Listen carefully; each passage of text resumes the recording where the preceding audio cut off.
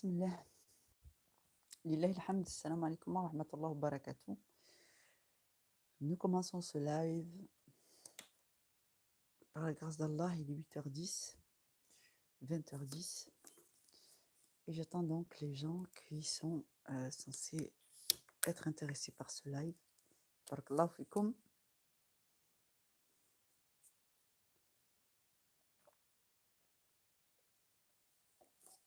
Lillahi alhamd.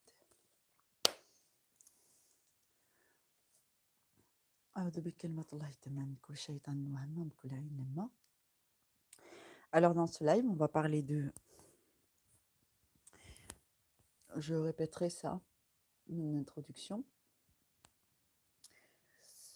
On va reparler... Donc, voilà les questions que les gens m'ont posées. On m'a demandé, le zouri existe-t-il vraiment? Est-ce haram de croire aux énergies? Que penser des guérisseurs musulmans qui utilisent des djinns pour soigner? Ensuite, est-ce que vous donnez des cours?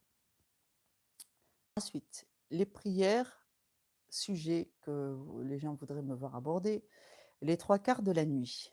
Ensuite, baisse de foi, que faire? Que faire durant les épreuves? Comment les traverser? Comment les dépasser? Ensuite, comment activer les noms d'Allah? Ensuite, on m'a demandé de parler d'un des noms d'Allah, c'est Dhul Jalali wal Ikram. Donc on va essayer d'aborder ça, Inch'Allah. Ensuite, il y aura aussi quel est l'âge limite? Y a-t-il un âge limite recommandé pour la Umrah? Conseil pour être concentré durant la prière. Voilà, donc on va essayer d'aborder un petit peu tout ça, Inch'Allah, si Dieu veut. Je vais voir un petit peu pourquoi j'ai pas de liste de commentaires. On va demander d'afficher tous les messages. Inch'Allah, salam alaikum.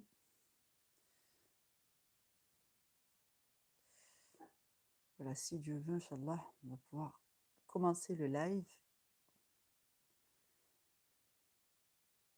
Ah non, non, non. Vous pouvez sélectionner les temps forts pour les vidéos de moins de 1 minute. Très bien. Ça, c'est OK. Et ça. Hop. Chat en direct activé. Mode de participation. Tout le monde. Voilà, donc ça c'est bon. On peut commenter. Il n'y a pas de souci. Salam Nana. Alors, je vais attendre encore un petit peu que les gens arrivent. أعوذ بالله السميع العليم بسم الله الرحمن الرحيم إن ولي الله الذي نزل الكتاب وهو يتولى الصالحين. Dis-moi, est-ce que le retour son, c'est suffisant? Sinon, il faudrait que je parle plus fort. J'augmente le son peut-être, à la limite. C'est vrai que c'est pas à fond. Peut-être que là, c'est un peu trop fort. Allahu a'lam.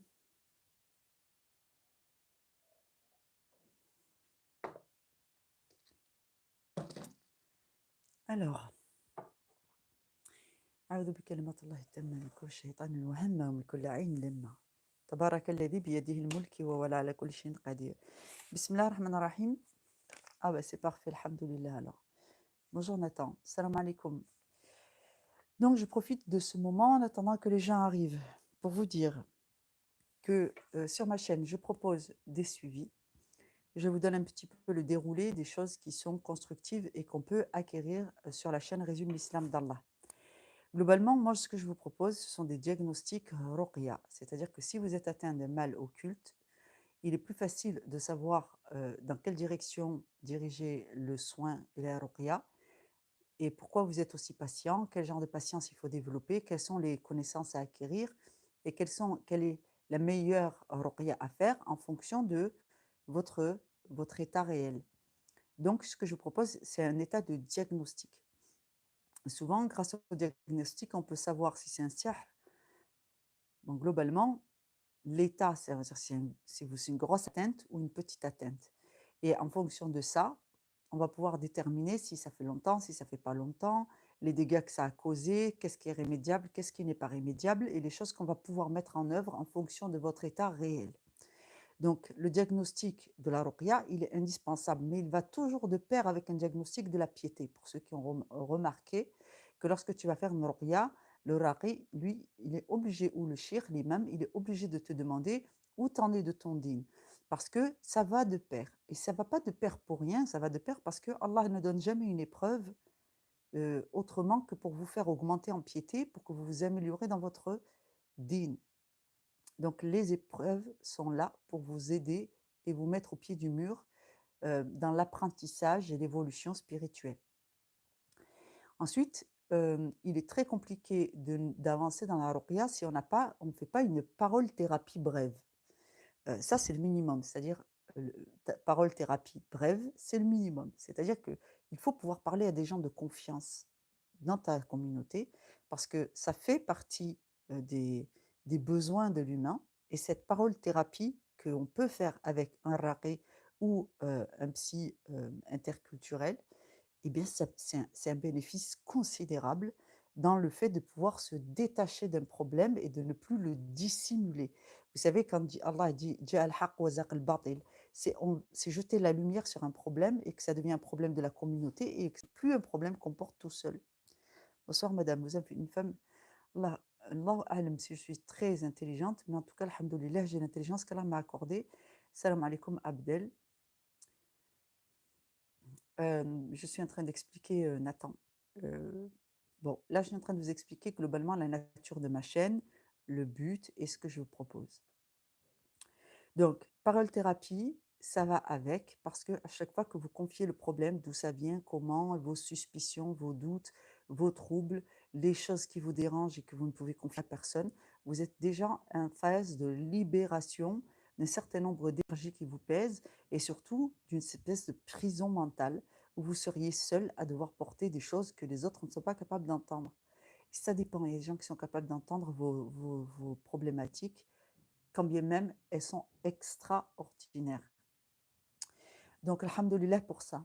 Donc, parole thérapie, c'est indispensable. Quand on arrive à un certain moment, il faut défaire les nœuds, mais par la parole, la douceur, l'accueil, l'écoute, mais aussi apporter et rassurer la personne humaine sur le fait que ben, si ça vient d'Allah, il y a tout un tas de choses à développer autour de ça. Donc, la mise en œuvre. Donc, ensuite, on parle là typiquement de ruqya. Donc, apprendre de la situation. Donc, dans la mise en œuvre de la ruqya, il y a des choses à apprendre. On peut apprendre de la situation, donc la vraie nature du monde, la nature de la religion et notre propre nature.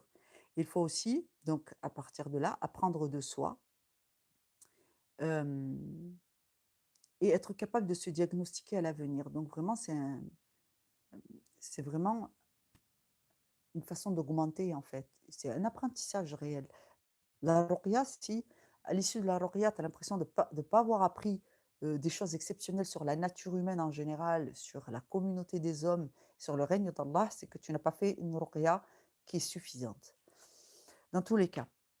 Donc, ensuite, moi, ce que je vous propose aussi, au travers de la chaîne, parce que mes vidéos, elles tendent à ça, quand je ne parle pas des gens au cas par cas dans mes vidéos, je traite des sujets et je fais une analyse des composantes et à travers ça, j'essaye de trouver les règles de l'islam qui s'appliquent à la communauté, bien sûr, mais au monde en général, et de vous dire, eh bien, vous voyez, ici, il y a une règle de l'islam, ici, il y a une règle de l'islam. Donc, ça devient des aspects qu'on va enfin pouvoir voir de sa religion et qui avant, ben, on ne savait pas qu'il y avait ça dans la religion, on ne savait pas qu'on pouvait voir ça, sous cet angle, on ne l'avait jamais vu, et ainsi de suite. Donc, à l'avenir, vous allez développer une capacité d'analyse qui va vraiment vous servir parce que tout ce que vous vivez, vous devez pouvoir le lire sous le prisme de votre dîn. Donc, on va ajouter donc tout ce qu'on connaît, tout ce qu'on a appris avec la ruqya à travers Sabine. Sabine. C'est bon, ça va. Ça va aller mieux là. Donc, on va pouvoir développer tout ça, Inch'Allah. Ajouter à la réalité du contexte. On va apprendre les dogmes divins. Qu'est-ce qui vient réellement d'Allah? Alors, la quête de l'islam et de la religion d'Allah telle que Allah veut nous l'avoir adoptée et en faire un mode de vie. Ça, c'est à la suite une bonne ruqya bien faite, à la suite de cette ruqya, quelque chose doit avoir changé fondamentalement dans ta vie.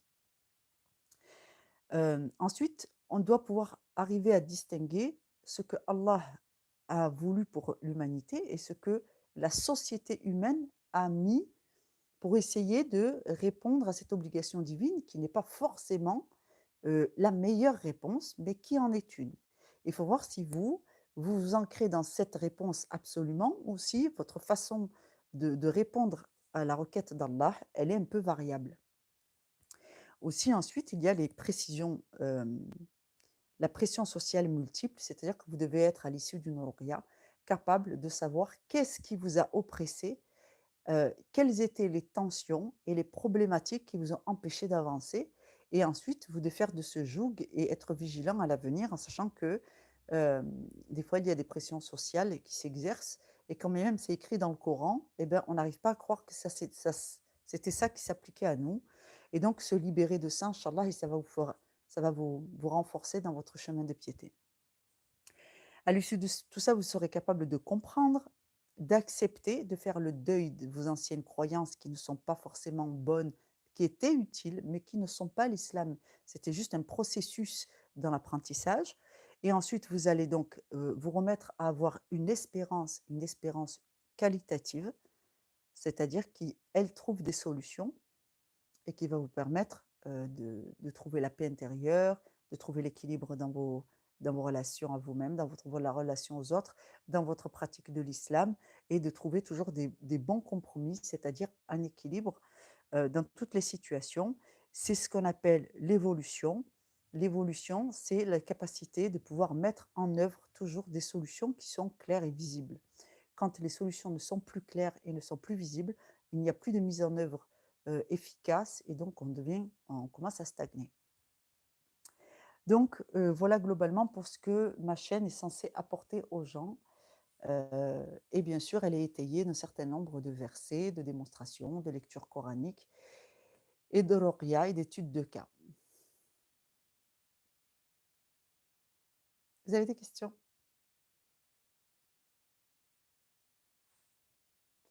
On a répondu déjà. Alhamdulillah ala kulli hal. Voilà donc pour les gens qui sont intéressés, Inch'Allah. Donc, je le répète encore une fois, le sujet du jour. Donc, les gens m'ont posé un certain nombre de questions, à savoir est-ce que le zouri existe vraiment? Là, franchement, honnêtement, je pense que je ne vais pas rester trop longtemps sur cette réponse. Une autre question, est-ce haram de croire aux énergies? Une autre question, que penser des guérisseurs musulmans qui utilisent les djinns pour soigner? Encore d'autres questions. Parlez-nous des prières du trois quarts de la nuit. Baisse de foi, que faire? Comment surmonter les épreuves? Comment activer les pouvoirs des noms d'Allah? Notamment le nom qui a été demandé ici, c'est Dhul Jalal wal Ikram. Y aurait-il un âge limite pour la Umrah? Voilà les questions qu'on m'a demandé d'aborder ce soir.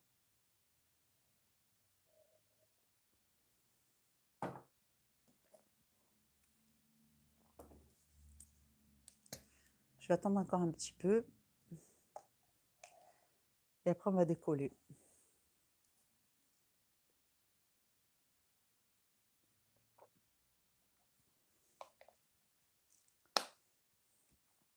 Alhamdulillah.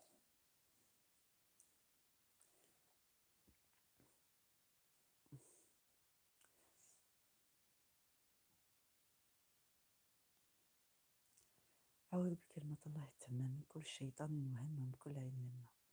تبارك الذي بيده الملك وهو على كل شيء قدير.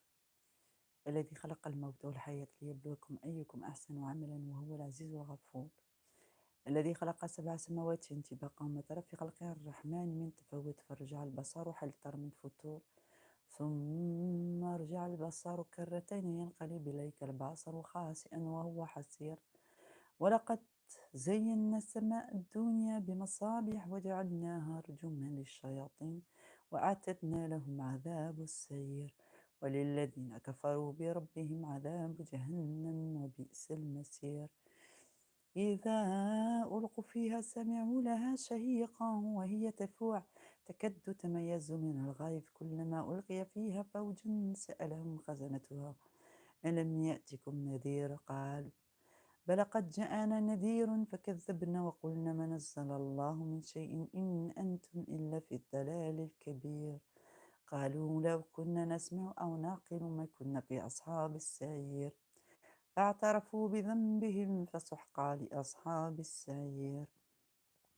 أعوذ بك أعوذ بالله لا إله إلا هو الحي القيوم لا تأخذه سنة ولا نوم له ما في السماوات وما في الأرض من ذا الذي يشفع عنده إلا بإذنه يعلم ما بين أيديهم وما خلفهم ولا يحيطون بشيء من علمه إلا بما شاء وسع كرسيه السماوات والأرض ولا يؤوده حفظهما وهو العلي العظيم لا إكراه في الدين قد تبين الرشد من الغي فمن يكفر بالتاغوت ويؤمن بالله فقد استمسك بالعروة الوثقى لا انفصام لها والله عليم حكيم الله ولي الذين آمنوا يخرجهم من الظلمات إلى النور الله ولي الذين آمنوا يخرجهم من الظلمات إلى النور والذين كفروا أولياءهم الطاغوت يخرجونهم من النور إلى الظلمات أولئك أصحاب النار هم فيها خالدون آمن الرسول بما أنزل إليه من ربه والمؤمنون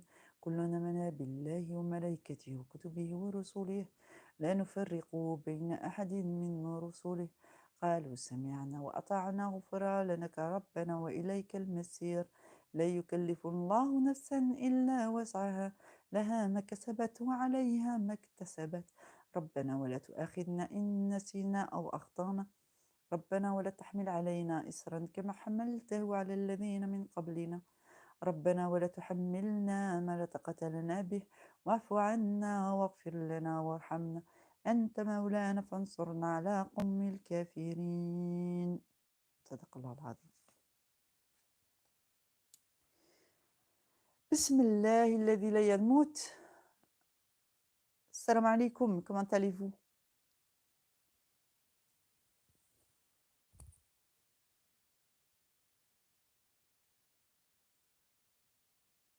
Salam Rabiha, j'espère que tu vas bien. En fait, si on peut pardonner, alhamdoulilah, on pardonne, mais si on peut pas pardonner, on ne pardonne pas. Si on ne peut pas pardonner, on ne pardonne pas. Il y a des choses qui sont pardonnables, il y a des choses qui ne sont pas pardonnables. Toutefois, ce qui est vraiment important, c'est d'être capable de mettre entre les mains d'Allah et que le fait de ne pas avoir pardonné, ça ne te ronge pas. Deuxièmement, assurez-vous que si vous ne pouvez pas pardonner, que les personnes à qui vous ne pouvez pas pardonner ne sont pas des bons musulmans. Ce sont soit des hypocrites, soit des mécréants. Parce que je vous garantis que Allah a ordonné que les musulmans se pardonnent. Maintenant, c'est vrai, c'est une certitude qu'il y a beaucoup de gens qui se disent musulmans, mais qui n'en ont pas du tout le comportement. Donc, c'est compliqué pour nous de dire, mais de toute façon, tu n'es pas musulman parce que tu n'as pas le comportement, donc je n'ai pas l'obligation de te pardonner, et ainsi de suite. Donc, c'est complexe dans le sens où il faut faire confiance à Allah.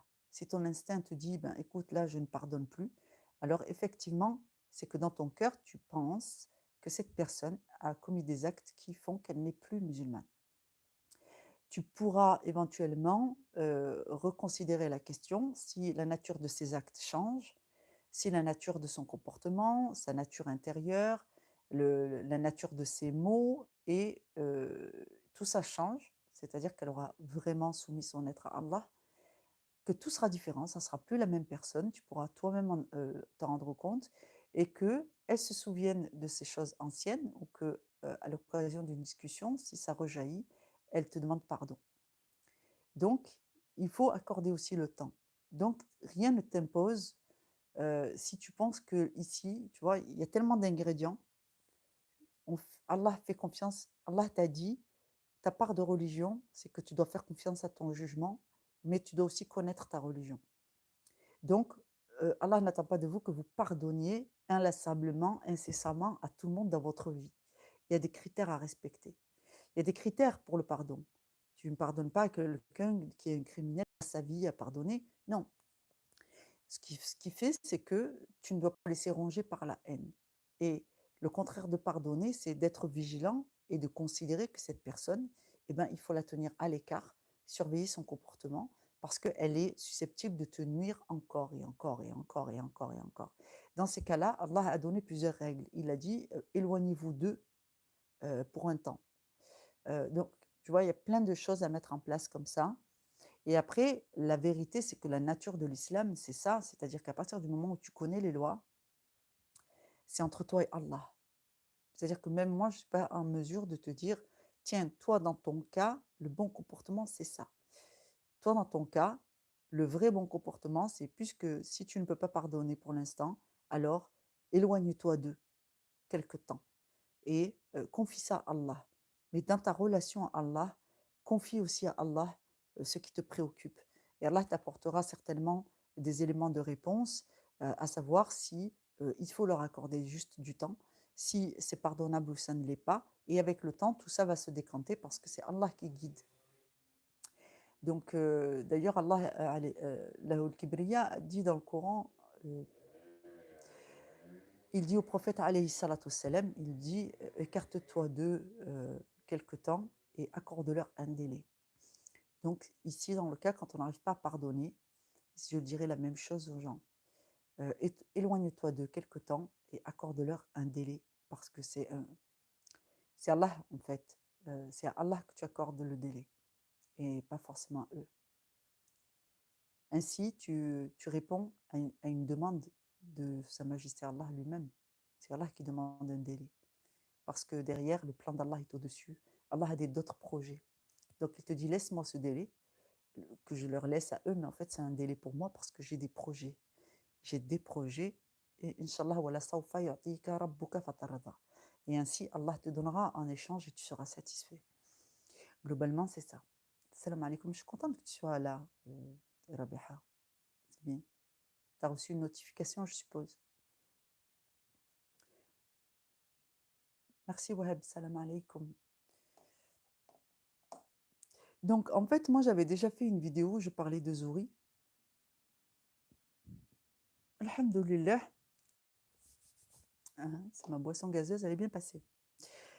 J'avais fait une vidéo où je parlais du Zohri et je disais donc que même si dans le paradigme des hommes, c'est-à-dire nous au quotidien, dans notre façon de parler, on a pris des libertés en inventant des nouveaux mots pour définir des choses qui existent déjà, dans la législation musulmane, dans la nature des mots, dans les mots, le mot Zouri n'existe pas et il n'est pas légiféré une existence d'une telle entité qu'on a mis dans le mot Zouri. Donc, c'est-à-dire on a observé des choses dans la nature humaine et des choses qu'Allah faisait de façon miraculeuse, donc des gens qui pouvaient développer des aptitudes et ainsi de suite. Ça fait partie de la nature humaine et du devenir de l'homme, mais aussi de l'interaction entre les djinns, la sorcellerie, les hommes, la piété, les œuvres du diable et de ses alliés, les œuvres d'Allah et de ses alliés. Dans toute cette conjecture, il va y avoir des choses atypiques. Et si on prend en compte la période dans laquelle on vit, c'est-à-dire l'approche post-Mohammed, post-révélation, et plus proche de la fin des temps, alors effectivement, il y a des choses qui vont émerger dans notre espèce. Est-ce qu'on peut dire que ça, c'est une nouvelle espèce d'être humain? Non. Donc, on ne peut pas dire que Zouri, ça existe vraiment. On se comprend, c'est-à-dire qu'on le tolère, ce mot-là, cette étymologie, elle est tolérée, mais en réalité, elle n'est pas islamique. D'accord? Ce n'est pas une appellation islamique, ce n'est pas dans l'islam, ce n'est pas reconnu. Donc, c'est pour ça que je vous dis que c'est utile pour essayer de comprendre momentanément quelque chose, mais après, il faut se débarrasser de cette façon de dire et de cette façon de parler. On m'a posé une autre question sur est-ce que de croire aux énergies, c'est illicite? Alors bien sûr que non, c'est pas illicite de croire aux énergies. Il y a tout un tas d'énergies. Il y a l'énergie magnétique, il y a l'énergie, de la terre, il y a, heu oui, moi aussi, salam alaikum, alhamdoulilah. Donc il y a tout un tas d'énergies. Donc nous, même quand on manque d'énergie, bah, on sent bien qu'on est fatigué, on n'arrive pas à avancer ni à boucler une journée.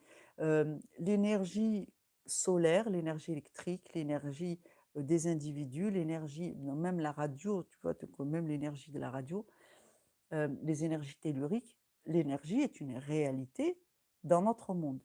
Allah a créé l'énergie. Il n'est pas haram de considérer l'énergie comme étant un aspect de la création d'Allah.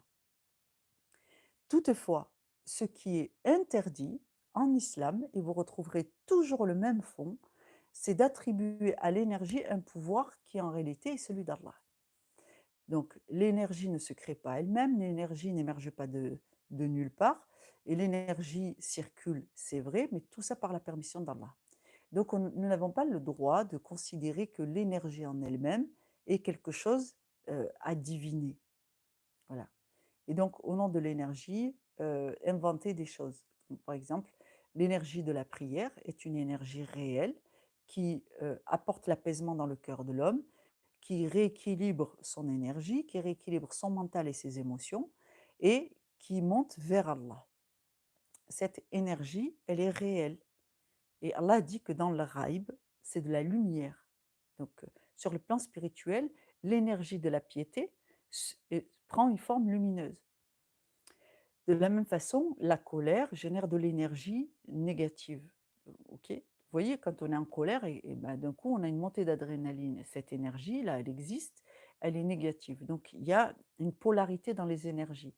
Vous avez le droit de parler comme ça, mais n'oubliez jamais que quand on parle comme ça et qu'on est musulman, on parle comme des musulmans. C'est-à-dire que notre foi, c'est que quand bien même on utilise des mots de notre époque, pour définir des choses qui sont devenues communes à notre époque, nous gardons le prisme des musulmans. Donc, c'est juste qu'aujourd'hui, on peut parler de ces choses-là avec des mots comme cela, et que ceux qu'on a en face de nous qui ne croient pas en Dieu utilisent le même langage. Donc, pour la transition dans la communication, les échanges, quand on parle avec des gens qui ne croient pas en la même chose que nous, mais on a des fondements qui se rejoignent, on peut utiliser ces mots-là parce que ça reste halal. Mais dès lors qu'on commence à prendre des mots comme l'énergie et à leur attribuer des fonctions et des pouvoirs qui ne sont pas les leurs, dont nous n'avons pas de preuves, et de commencer à inventer une réalité, là on tombe dans le haram. Donc il faut être vigilant sur qu'est-ce qu'on sait, qu'est-ce qu'on ne sait pas. On n'a pas le droit d'inventer quelque chose au sujet d'Allah. Donc on n'a pas le droit d'inventer des histoires au sujet de l'énergie. Par exemple, il y a des gens qui me disent: «Tu vois, moi, je tombe souvent sur des heures miroirs. Qu'est-ce que ça veut dire?» Bon, voilà, il y en a, ils ont double culture, musulmans, pas musulmans, puis en même temps, ils ont bah, la double culture, c'est ça, hein, il y a plein de choses qui viennent se greffer. J'ai dit: «La problématique, c'est que les heures miroirs, ça existe. C'est-à-dire quoi? 20h20, c'est une heure miroir, ou 20h02, c'est une heure miroir. Tu tombes souvent là-dessus. Bah, alhamdoulilah, moi de est-ce que vraiment il y a quelque chose derrière, ça devient de la superstition. Donc, là où il y a de la superstition, il y a du shirk, il y a de l'ignorance. Donc, en fait, on ne se repère pas à ça. La religion musulmane, elle te dit, tu as le contrôle de ta vie.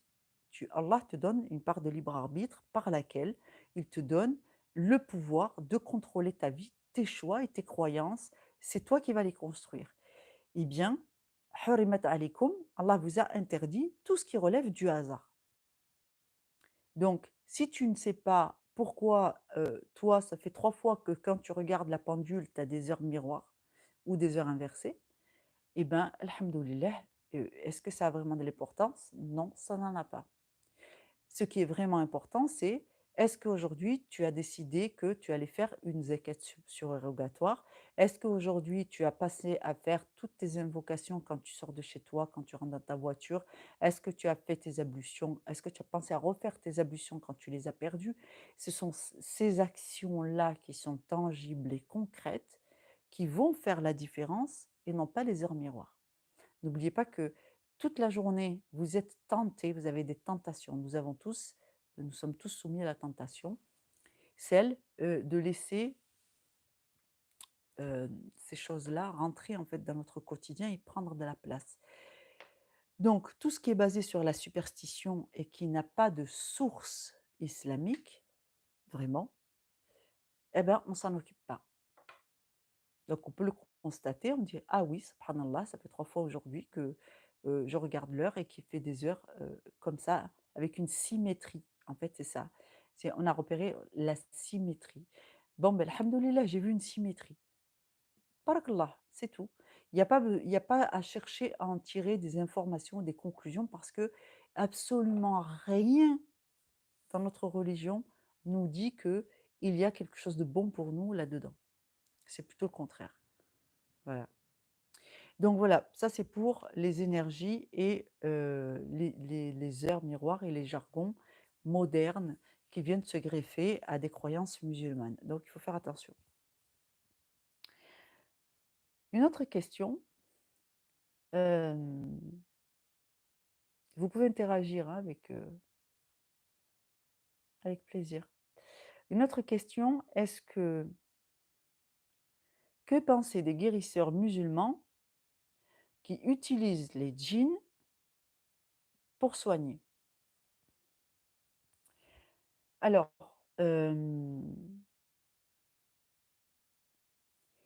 je pense que Allah doit suffire. Je pense sincèrement que l'islam, c'est ça. Allah dit, hem, il est l'allié de ceux qui croient. Donc, inna waliyallah, nous disons, et certes mon allié est Allah. Inna waliyallah, alladhi nazzala al-kitab, c'est lui qui a révélé le livre. Wa huwa yatawalla as-salihin, et c'est lui qui se charge des bienfaisants. Wa huwa yatawalla as-salihin. Et je ne pense pas, et je n'ai vu ça nulle part, que des djinns viennent en aide aux humains sur la demande des humains. C'est toujours une initiative des djinns, dans le monde des djinns, avec l'autorisation d'Allah, jamais à la demande des humains. Les humains, eux, ils ont une position de califat. C'est-à-dire que nous sommes chargés d'apporter aux djinns, dans leur monde, la connaissance de l'islam. La religion prend un pouvoir immense quand c'est un humain qui récite dans le monde des djinns. Nous avons la possibilité de les renforcer et lorsque nous récitons le Coran, ils ont la possibilité d'écouter et eux, ils voient des choses qui renforcent considérablement leur piété. Donc les djinns ont besoin de nous pour recevoir la parole avec efficacité. Quand on fait des duas pour les musulmans, sachez que les musulmans parmi les djinns profitent de la da'wa et de la dua. C'est-à-dire la da'wa, c'est-à-dire le fait de professer, et la dua, c'est-à-dire le fait de soutenir la communauté par des invocations qui sont adressées à Allah. Lorsqu'Allah soutient la communauté et qu'il accepte nos invocations, les djinns musulmans font partie de la communauté du prophète Mohammed alayhi salatu wassalam. Donc ils profitent de la bénédiction de nos invocations qui est quasiment, pour vous donner un exemple, 2 ou 3 fois plus puissante dans leur monde. C'est-à-dire quand toi tu as une karama, dis-toi que quand un djinn il a une karama, c'est une explosion de de choses incroyables. Alors que nous, quand une karama, on est capable de l'avoir, alhamdoulilah, on se dit: «Mashallah, j'ai été exaucé». Mais peut-être, tu vois, on est, heu, on est capable de la voir, mais on est aussi lucide sur le fait que c'est subtil. Eh bien, peut-être trop pour les autres et pas assez pour nous. Donc c'est subtil, les autres ne le voient même pas. Nous, nous avons déjà vu, c'est déjà bien par rapport à la différence. Mais voilà, mais dans leur monde à eux, c'est quelque chose de considérable. En cela, nous sommes utiles aux djinns pour leur faciliter la religion, pour qu'ils aient accès à la religion et par soutien parce qu'eux aussi ont des épreuves. Mais nous n'engageons jamais les djinns dans nos actions pour notre communauté parmi les hommes. Nous engageons des humains parce que la mission, elle est redoutable. Déjà, elle est difficile. Elle doit être portée par des hommes. C'est notre mission. que d'aider nos frères et sœurs en religion. Nous n'engageons pas les djinns, d'accord? Si tu prends la sourate, hem, des djinns, sourate el-djinn, c'est le prophète alayhi salatu wassalam qui récite et les djinns viennent entendre et les djinns deviennent à ce moment-là des messagers, des da'i pour leur propre communauté, d'accord? Donc ils sont venus s'enquérir, Allah les a fait passer par là, ils se sont enquéris de la nouvelle et ils sont devenus eux-mêmes les messagers de leur communauté parce qu'ils ont ramené la nouvelle. Nous avons entendu un Coran ajib. Donc là, ça devient des musulmans, des djinns musulmans qui amènent à d'autres djinns la nouvelle. En ça c'est la position des hommes. Et les djinns sont soutiens des autres djinns. Dans une autre sourate, Allah dit que les humains cherchent rajulan min al-insan, vont chercher du soutien au niveau du sihr parmi des hommes, parmi les djinns. En général, ce passage, il parle des sorciers de la sorcellerie. Donc, tu vois, si on a déjà ces deux indices, on comprend que c'est les humains, c'est nous qui soutenons les djinns dans leur piété et on n'engage pas les djinns pour travailler pour nous. En général, ça ne se fait pas et je ne pense pas que nous avons pour vocation à faire cela. Je pense que les djinns sont, fragiles par rapport à nous. Ils sont eux aussi victimes d'assassinats et de meurtres quand ils se mêlent des affaires des hommes. C'est vraiment très, très compliqué pour eux et d'autre part, il y a encore une raison qui me semble être, très, très importante, c'est que déjà nous ne voyons pas fil ghaib. Nous ne voyons pas fil ghaib. Comment pouvons-nous être sûrs que les djinns qui travaillent avec nous sont réellement des djinns musulmans? Là, à partir du moment où tu as, une faille aussi grande, tu vois? Toi tu crois que tu envoies des djinns musulmans, qu'est-ce que tu sais pas qu'en réalité tu travailles avec des démons? Comment peux-tu le savoir? C'est tous des menteurs. Ici, le danger est tellement grand qu'en fait, on met même pas le doigt dans l'engrenage et on répond à cette, règle qui dit que quand c'est un péché, par exemple de coopérer avec une autre espèce, heu, normalement on n'est pas censé avoir des affaires avec eux. Quand on prie, ils peuvent écouter et ensuite ils ramènent des nouvelles, mais il est très rare que, les djinns et les humains, beh, ils copinent. Donc nous on copine pas. À part apprendre sa religion, on n'a absolument rien à faire ensemble. Par exemple, les djinns musulmans, ils peuvent rentrer dans une mosquée pour profiter de la salate. Mais globalement, ils vont pas, venir s'asseoir avec nous en terrasse et taper la causette normale. Ils vont, se laisser les humains à leurs affaires et eux, ils vont s'occuper de leurs affaires. Donc globalement, c'est comme ça. Donc oui, c'est un peu délicat de dire que, les guérisseurs peuvent utiliser des djinns. Il faut avoir une capacité extraordinaire et je connais personne qui a cette capacité de pouvoir vérifier, en voyant dans l'invisible que regarde, si par exemple un raqi, il te dit: «Moi, je travaille avec des djinns musulmans». Si cet être humain, il a une faille en lui, d'accord? Qui fait qu'en réalité, il fait du shirk sans le savoir. Et que donc du coup, ces djinns musulmans, parce que lui, il sait pas s'il fait du shirk ou pas. Toi, tu sais pas non plus. S'il fait du shirk sans savoir, et il a une faille. هاديك la faille, elle va permettre aux djinns, qui sont des démons, de venir travailler avec lui et de le tromper. Et que tous les gens qui vont passer dans son cabinet, ils sont trompés. À ton avis, c'est jouable ou c'est pas jouable? Donc ça, c'est la première étape. Deuxième étape, je dirais même troisième étape, si tu ne sors pas d'une longue ruqya avec un raqi, c'est-à-dire, pas qu'une fois, c'est-à-dire un suivi d'une période longue avec un raqi et que tu ne sais pas toi-même faire la ruqya, je ne vais pas dire que il va t'apprendre toutes les sourates, mais en tout cas, il t'a appris tous les mécanismes de la ruqya, d'accord? La thérapie, défaire les nœuds, retrouver la mémoire des événements, ça c'est à travers les duas, les invocations, le lâcher prise, le fait de grandir, de renoncer à ses fausses croyances, à ses anciens paradigmes. Donc toutes ces choses vont dénouer, débloquer la mémoire et après avec ça, il va y avoir des énergies, des états et tu vas traverser toi-même une espèce comme dans la ruqya, c'est comme une psychothérapie. Quand tu fais bien ta ruqya, je te garantis, tu passes une vraie cure. En fait, c'est pas une sinécure, c'est assez compliqué et douloureux, c'est très mouvementé, où tu vas avoir des états émotionnels extrêmement fluctuants. Avec ça, une part d'attaque, parce qu'il y a des choses qu'on ne voit pas dans l'invisible, mais une part de guérison. À chaque fois que tu vas défaire un nœud émotionnel, il va y avoir une vague d'énergie émotionnelle qui va se libérer dans ton être, avec des souvenirs, des odeurs, des flashbacks, plein de choses. Ça va te prendre aussi beaucoup d'énergie. Mais ce nœud, il faut le défaire, parce qu'à cet endroit-là, c'est noué, la lumière, elle ne rentre plus. Et ça te fait ces endroits-là, il y a une tache d'ombre ou de ténèbres. Et il faut débloquer tout ça. Donc, quand on débloque tout ça, il se passe quelque chose. Donc, si quand tu sors de chez un raqi, tu as fait un suivi et tu n'as pas appris à faire une ruqya et tous les mécanismes et les étapes que tu traverses, eh ben, c'est que la méthode de ce raqi, elle n'est pas bonne. Moi, les meilleurs harakis que j'ai connus, ils t'expliquent, ils t'enseignent ce qui se passe. Ils te disent, oui, quand tu fais ça, il se passe ça.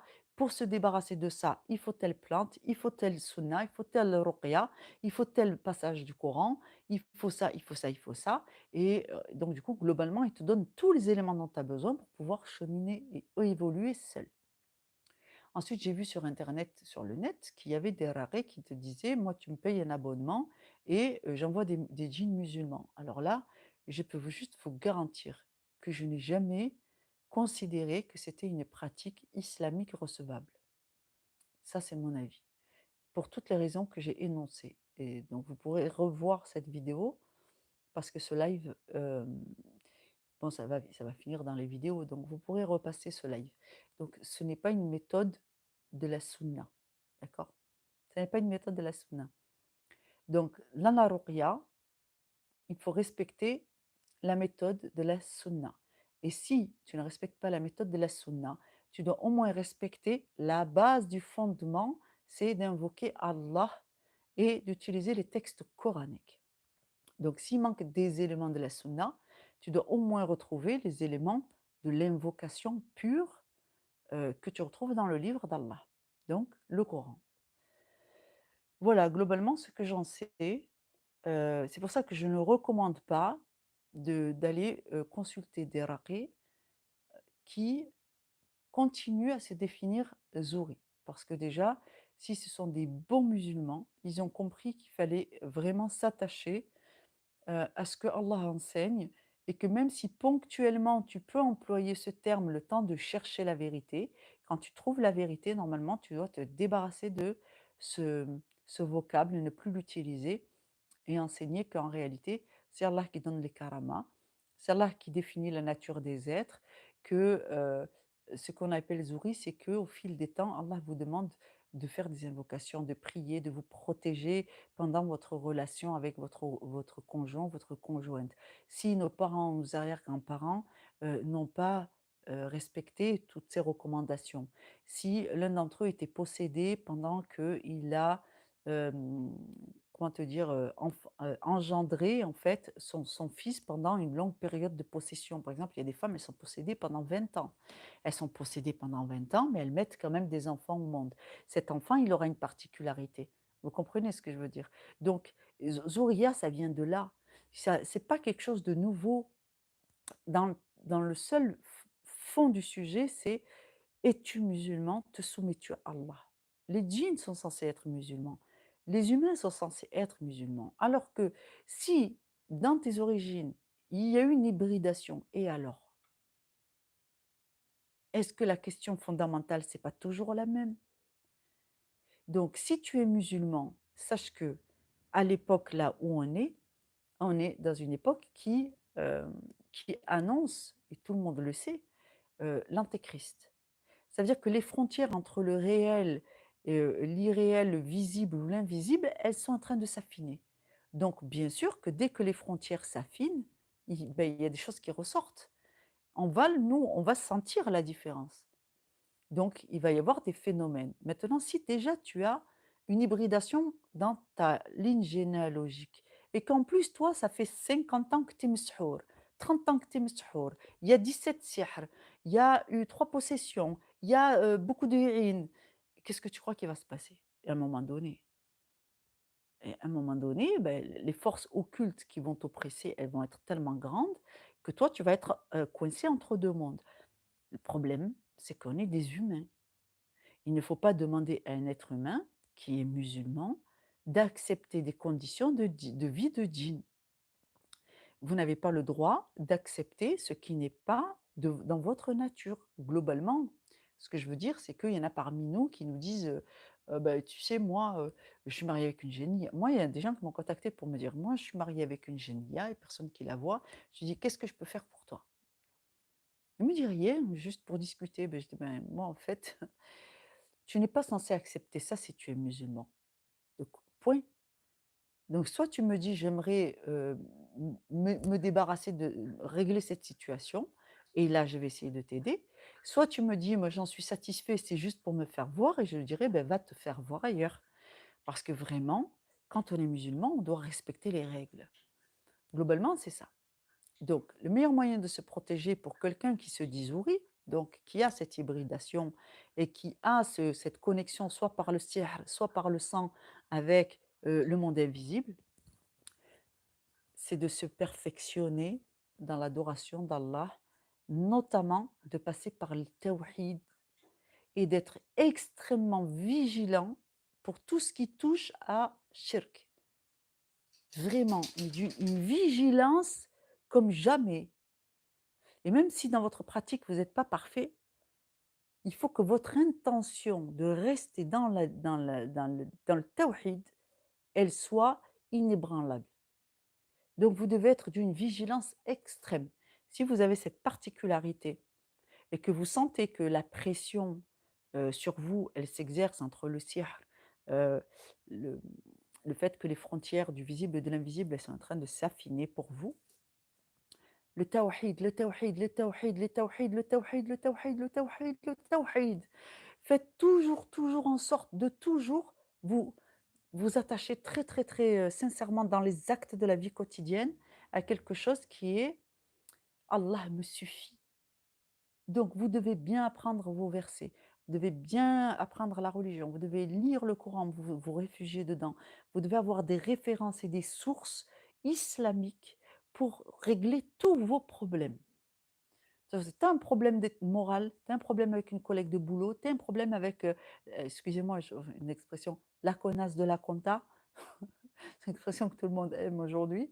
Vous avez une expression avec une meuf de votre travail, vous avez chercher une réponse dans l'islam. Demandez à Allah de défaire cette situation ou de vous donner la force et l'endurance pour passer cette épreuve. Quoi que vous viviez, quel que soit le paradigme ici, là, entre nous, toujours auprès d'Allah la solution pour tous vos problèmes. N'oubliez jamais que cette vie qu'on vit, c'est en réalité un paradigme. Tu vois, c'est un paradigme. Mais ce paradigme, c'est qu'une façon de voir. En réalité, c'est Allah qui gère le tout. Donc là, nous, on voit les choses d'une certaine façon, les obligations, le travail, l'argent, les impôts, parler français, zouri pas zouri, nanana. Non, non, non, il y a l'islam, il y a Allah, il y a la création. Et dans cette création, il y a eu plein de sociétés, il y a eu plein de générations, il y a eu plein de façons de parler, il y a eu plein de langues, plein de vocables, plein de choses étranges. Il y a eu beaucoup de sihr, il y a eu beaucoup de choses de faites. Donc, des sociétés comme nous qui ont évolué, qui ont le langage qui a tellement évolué, il y en a eu beaucoup. Et tous on a les mêmes caractéristiques. Nous ne devons pas oublier que ceci est l'épreuve émanant d'Allah et que notre retour sera auprès d'Allah. Quoi que vous fassiez, quel que soit le nom de votre enseigne, où vous travaillez, de la ville dans laquelle vous vivez, des publicités qui passent de partout, euh, l'image que la société a véhiculée d'elle-même est très puissante. Quoi que vous viviez, rappelez-vous toujours que l'islam, c'est encore plus puissant. Donc, même si on a l'impression d'être dans une petite prison humaine avec des croyances, des ambitions humaines, la pression sociale des autres humains, et ainsi de suite. Rappelez-vous que c'est votre conseiller, c'est Allah. Votre soutien, c'est Allah. Votre guide, c'est Allah. Votre meilleur ami, c'est Allah. Allah Ta'ala, c'est vraiment lui que vous devez consulter dans toutes vos affaires, sans expression, sans exception. Vous voyez, je vais vous donner un exemple. J'ai un chien, j'ai un chat. Il y a des fois, je me demande si mes animaux sont bien traités. Bon, moi, je sais que ça va. Je fais ce que je pense être juste au vu de ce que j'ai appris dans la société à mon époque et à mon âge. Je me dis, bon voilà, avec les connaissances que j'ai bien traité mes animaux. Mais je me dis, mais en fait, comment je peux savoir si c'est vrai? Je ne peux pas savoir si c'est vrai. C'est ce que la société me dit, ça c'est bien. Mais globalement, Allah, il en pense quoi? Alors je questionne Dieu. Je dis, ah, Rab, pardonne mes offenses, mais rassure-moi, je traite bien mes animaux, je les nourris correctement quand même. Dis-moi qu'ils sont pas, que je les ai pas maltraités sans le savoir. Parce que autant je leur donne un traitement, on l'a valorisé dans ma société, mais peut-être qu'à tes yeux, c'est pas un bon traitement. Donc, informe-moi, Inch'Allah, de ces choses-là, parce que je ne veux pas commettre d'injustice envers eux. Vous savez ce que j'ai reçu comme guidée? Allah m'a enseigné, il m'a dit, donne-leur à manger un peu de tout et donne-leur ce que tu manges, toi, tu leur donnes à eux. Mais Allah m'a aussi enseigné que je devais manger plus de viande et plus de légumes. Donc, puisqu'Allah m'a enseigné de manger plus de viande et plus de légumes pour que j'aille bien, et ensuite il m'a enseigné, il m'a dit, pour que tes animaux ils aillent mieux, donne-leur ce que tu manges. En somme, Allah vient de me dire que mes animaux, sortis des croquettes, je dois pouvoir leur donner à manger un peu de viande et un peu de légumes régulièrement, en plus de leurs croquettes. Quand je vous dis que c'est puissant parce qu'Allah répond à ses serviteurs, Allah il dit au messager d'Allah, on parle à son prophète, alayhi salatu wassalam, ce n'est pas toi qui guides les gens, c'est moi. Donc c'est Allah qui guide ces sujets. Donc pour ça que je vous dis, il faut questionner Dieu, il faut, dans toutes vos affaires, euh, voilà, il faut dans tout ce que vous faites au quotidien, prendre l'habitude d'inclure Allah au centre de vos existences et toutes les décisions, les petites comme les grandes, vous les adressez à Allah, vous vous adressez à Allah et vous lui demandez son intervention, la guider, les réponses dont vous avez vraiment besoin pour évoluer, Inch'Allah. Alhamdulillah. Voilà. J'espère que ça vous apporte un éclaircissement par rapport aux problématiques et comment on se situe. Non, subhanallah, non. Non, non, non, non, non, non, non, tabarakallah. Il n'y a pas besoin de se lever aux 3 quarts de la nuit pour faire une prière, pour demander à Allah ce genre de choses. C'est tout le temps, tous les jours. Par exemple, tu es en train de réfléchir à la pâte à pain. Tu dis, tiens, je vais faire du khobz. Inch'Allah, je vais faire du khobz. Oh, ya Allah, pardonne mes offenses. Mais c'est quoi qui est mieux? C'est la levure chimique ou la levure biologique? Qu'est-ce qui est meilleur? Je vais te dire en quoi c'est important. C'est important parce qu'en fait, déjà, Allah entend et tu es conscient que Allah est audient et pratiques, euh, tu pratiques ta foi, elle est active. Donc, je sais qu'Allah entend, donc je vais l'adresser à Allah. Ça, c'est le premier point. Donc, le fait que Allah est audient, pour toi, c'est quelque chose d'acquis. Et tu le mets en pratique, c'est-à-dire que ta foi, ta croyance est suivie par les actes. Donc, ça veut dire que tu as activé réellement ta foi et tu es vraiment active. Donc, ça, c'est le premier point. Deuxième point, Allah sait mieux ce qui est bon pour toi. Cette croyance, tu l'as aussi. Donc, si tu dois consulter quelqu'un qui est mieux placé que tout le monde pour voir ce qui est bon pour toi, tu viens d'activer cette croyance. Deuxième forte croyance, deuxième pouvoir activé. Là, tu m'avais posé, c'est toi qui m'as posé la question de comment activer les noms d'Allah. Là, tu viens d'activer Samia. D'accord? La deuxième chose, c'est qu'à chaque fois que tu as quelque chose à traiter, tu l'adresses à Allah. En vérité, tu viens d'activer encore un des noms d'Allah, qui est celui qui sait tout, le savant. Allah sait mieux. Allah est plus savant. Quand tu le formules réellement, tu le vis au quotidien, tu viens d'activer un pouvoir d'Allah. C'est-à-dire, Allahu Sami'un Alim. Là, tu viens d'activer le nom Alim. D'accord? Donc, je crois, je crois tellement que Allah sait mieux, vraiment, que bah, je lui demande tous les jours, je lui demande. Pour presque tout, toutes mes affaires, je demande à Allah. C'est ça. Et en même temps, c'est en Allah qu'on place sa confiance. Et tu sais que c'est un peu, il y en a, ils vont te dire, ah, c'est poussé par les cheveux, c'est tiré par les cheveux, sa façon d'adorer Allah. Ben, pas du tout. Ça s'appelle la, la confiance. Et lorsque tu sais que c'est vraiment comme ça qu'on active le pouvoir d'Allah, c'est-à-dire, Allah dit dans le Coran, il dit, parmi ceux à qui le livre a été donné, il y en a qui y croient, et parmi eux, il y en a qui y croient. C'est-à-dire qu'il y a des gens qui disent, oui, bien sûr, Allah est audient, mais ne lui parlent jamais. Il y en a qui disent, mais bien sûr, c'est en Allah qu'on place sa confiance, mais ils préfèrent placer la confiance dans leur clan ou dans leur argent.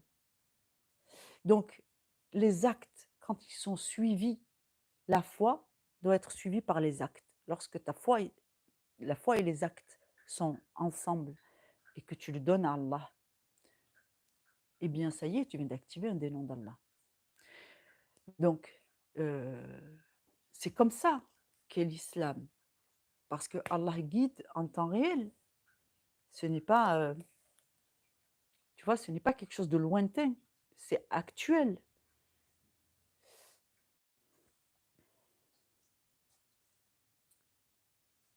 Wallahi, ça va faire une grosse différence dans ta vie. Ça va faire une différence extraordinaire dans vos vies. Alors, ça va prendre un peu de temps, bien sûr. Mais tu vois, par exemple, il dit: «Le meilleur de mes sujets sont ceux les meilleurs sujets d'Allah sont ceux qui adorent Allah comme s'ils pouvaient le voir». Rien qu'avec les éléments que je viens de te donner là, ça va changer ta façon de et au fil du temps, Allah va se rapprocher de toi dans ton esprit, il n'y aura plus de distance entre toi et Allah. Et tu vas vraiment te connecter avec, le créateur. Et tu pourras recevoir des réponses, rapides. Parce que finalement, c'est nous qui sommes distants d'Allah et c'est à nous de trouver Dieu. En fait, Dieu, il est partout, mais c'est à nous de trouver la bonne position, c'est comme une forme de fréquence, la bonne position dans la relation. Si dans ta relation à Allah, tu te dis: «Oui, Allah est audient», mais tu parles d'Allah comme si c'était quelqu'un d'étranger, alors tu es loin de Dieu.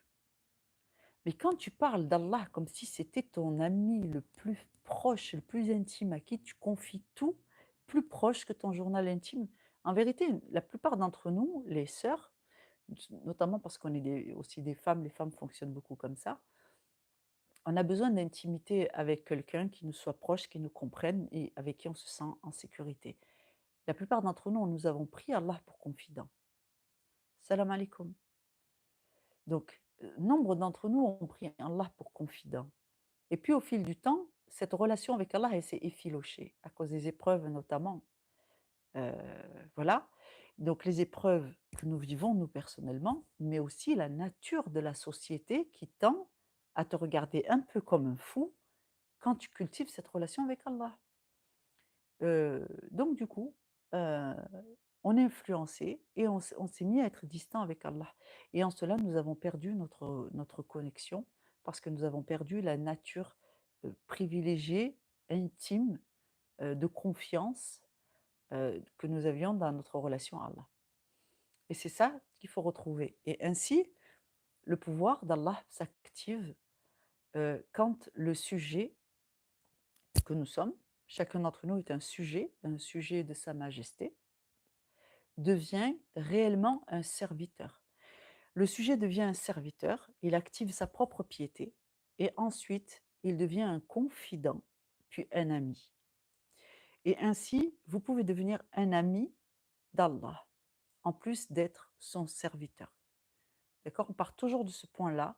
Nous sommes d'abord des sujets, nous connaissons Allah, nous savons qu'il existe et qu'il est notre maître, mais nous n'avons pas activé une relation de proximité avec Allah. Donc nous l'adorons un peu comme des étrangers qui n'ont jamais vu le roi.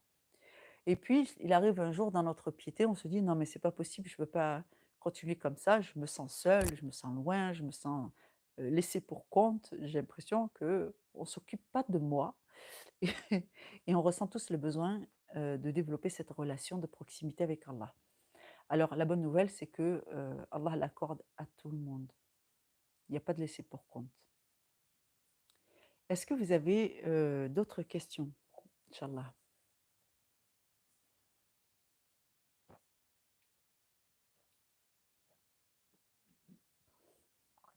La prière des 3/4 de la nuit. Donc vous questionnez Allah autant que possible, c'est un très bon exercice, mais si vous avez des questions qui sont vraiment importantes ou non pas forcément des questions, mais si vous avez surtout des réclamations, des demandes à faire. Par exemple, «Ya Allah, je vis une épreuve, aide-moi à dépasser cette épreuve, Ya Allah, je vis telle épreuve, j'ai besoin» là,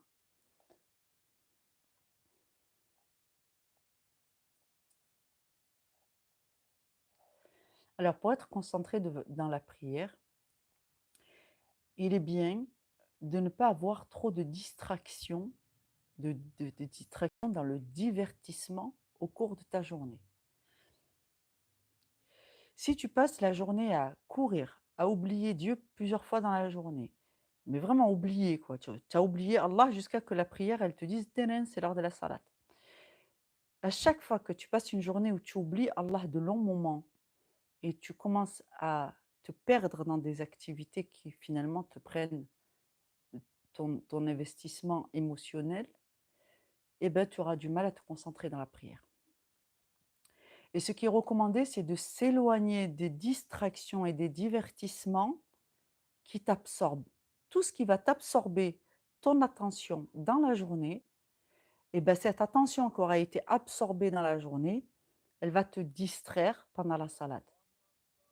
Bismillah ar-Rahman ar-Rahim. On va finir les questions ici. Inch'Allah, ça fait déjà 1 heure. Allah barak. Masha'Allah. Allahu Akbar. La ilaha illallah. Alhamdulillah. Naam. Je réponds donc, Inch'Allah, à la question et je vais couper. Vous avez formulé l'activation d'un nom d'Allah. Vous pouvez me redire SVP pour mémoriser. Écoute, ma sœur, ce qu'il y a, c'est que quand je vais couper, la vidéo va être publiée et tu pourras reconsulter cette vidéo autant de fois qu'il te plaira, Inch'Allah. Tu vois, ça sera enregistré.